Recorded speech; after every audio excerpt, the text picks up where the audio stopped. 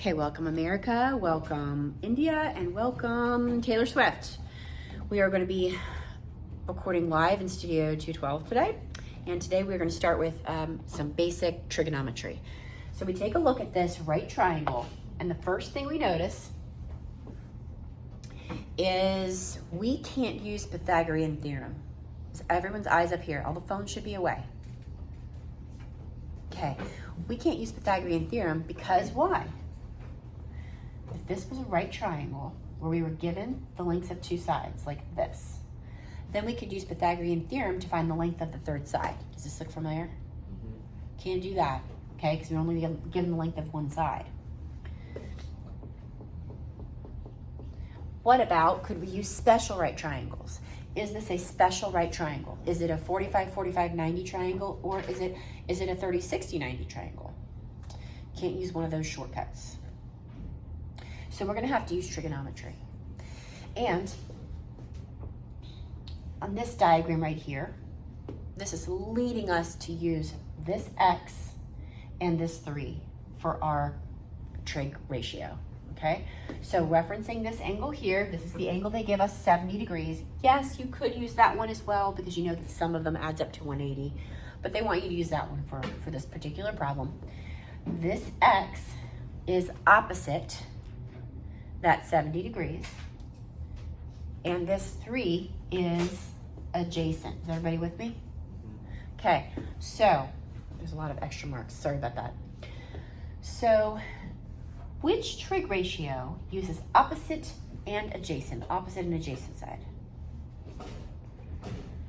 Sine, cosine, or tangent? Which one? Tangent. So the tangent of this angle, which is 70 degrees, equals opposite side, which is x, over adjacent side, which is 3. Now, everybody good with that? Okay.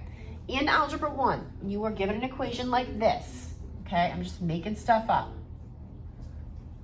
How would you solve for x? Multiply both sides by 3. That's what we're going to do here. Same thing. This is a number. Multiply both sides by 3 to isolate the x. Woo. Times 3. Okay. Now, does everybody have that 3 times the tangent of 70 equals x? Okay, I want to show you something. Erase. Let me get my computer. I would like you to use the Desmos Virginia graphing calculator and not the regular Desmos one that I notice a lot of you guys are using, and here is why. Okay, if you, oh my gosh, I need my mouse. If you use the regular graphing calculator, you can still get the same answers, but they measure the angles in a different unit. So here, if you go to LCPS Go, this is what I want you to do. You gotta, come on now, computer, really? Oh my gosh, it's fine, it's fine. Is anyone's LCPS Go working?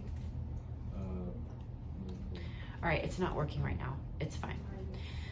This is the Desmos graphing calculator I would like for you to use. You can just Google it, Virginia SOL. But notice there's a green bar at the top, okay? If you go to Google and just Google Desmos graphing calculator, and you pull up the regular one, okay, it has the black bar at the top. You're going to get a different answer when you type in our problem. Here is, where did the Desmos go? Seriously. Okay. What was it? 3 times tangent of 70 degrees, right? I'm getting 8.24. Okay. This one, if I do 3 times the tangent of 70 degrees, I get a different answer. And that's because if you click on this gear, you'll see that they're measuring the degrees in radians and not degrees. It's fine. You can just click it over to degrees, and then it'll change it for you. okay? But this way, if you use the correct graphing calculator, like the one I've asked you to use, the Standards of Learning version, this will already be done for you. It will be in degrees, so you don't have to worry about getting the wrong answer. So use the right calculator, just use the green one that says Virginia on it, okay? So I'm getting, what was it? It says round to the nearest 10th. Was it 8.2? Okay, 8.24 rounded to the nearest 10th, 8.2. It likes it, we're good to go. Any questions? Okay, let's go to the next one. Referencing this angle here, 36 degrees, this B is adjacent, right next to it, and this 25 is across from the right angle, which makes it the hypotenuse. Which trig ratio uses the adjacent side and the hypotenuse? COS. Yep, cosine. So, the cosine of this angle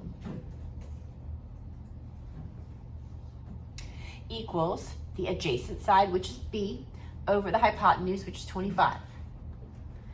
Now, multiply both sides by 25. Boom, boom. Take out your calculator. 25 times cosine of 36, and what do you get? 20.2. That seems like a reasonable answer.